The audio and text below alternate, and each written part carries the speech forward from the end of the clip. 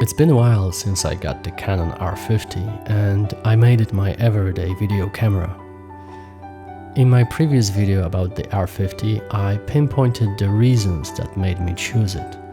And now I want to show you the setup that made me love this camera even more. Since the 35mm is my favorite and most used focal length, I got my eye on the Canon R50 1.8 macro lens that also comes with the image stabilization. The 24mm gives you the rough equivalent of the 35mm on the APS-C camera, thus making it the most universal focal length for photography and video.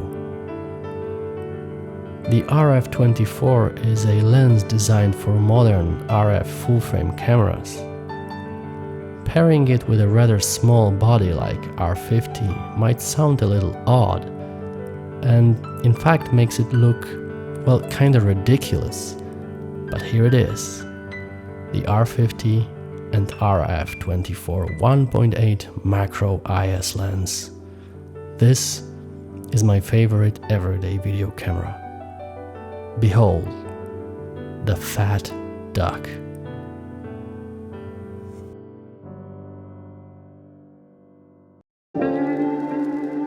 I'm not a fan of Canon's design, as it is, in my opinion, a little too bulky for today's mirrorless trends. However, the fat duck is just perfect for me, almost too cute in its looks. With the acceptable weight of the setup with just 640 grams, this combo offers great performance both in image quality and AF. The lens's focus is not very fast, but enough for most everyday situations like vlogging or casual recording. It's snappy and follows face and eyes really nice, especially with the R50's focusing modes. It also has a great focusing ring, which is of course focused by wire, but offers very precise and smooth focusing, allowing nice focus pulls, and helps you to avoid some accidental refocusing on the unwanted subjects.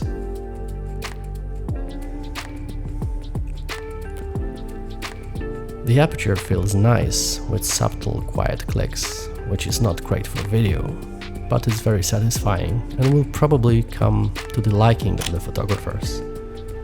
Speaking of noise, you need to be aware that this lens produces some AF noise that may be picked up by the on-camera mics. I tested 2 units and both came up with some little clicking and rattling noise while focusing. It's not tragic, but believe me, this lens is definitely not noise-free. I don't use this combo for photography, but the results are really good. The servo AF works great, and the lens produces quality high-resolution images with great contrast and detail, even on the APS-C body. I'm starting to like Canon, which is now my 4th system that I own.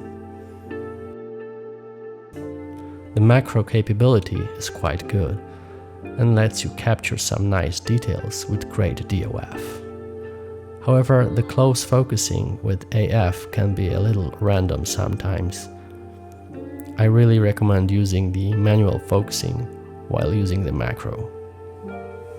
If you are a handheld shooter like I am, you may appreciate the optical image stabilization this lens offers. It's not great, not bad, just okay, but still it's better than none. And you may use your camera without the digital IS crop, which is really annoying for me, especially when shooting in 4K, which also produces some jitters during camera movement. It's a shame that the R50 only shoots in 4K 30p, but if you like shooting in 24, it will give you more than expected. The R50 with the 24 1.8 is probably one of the best setups you can get right now, and it will let you produce great content for your photography portfolio or YouTube, and even commercial works for social media, as this setup is just great hybrid, offering a very nice workflow for the price you pay. I use it really frequently, and now, like most of my YouTube materials, are made with the fat duck. There's just something so nice in the image from the setup that I can't describe, but it just makes me want to film things.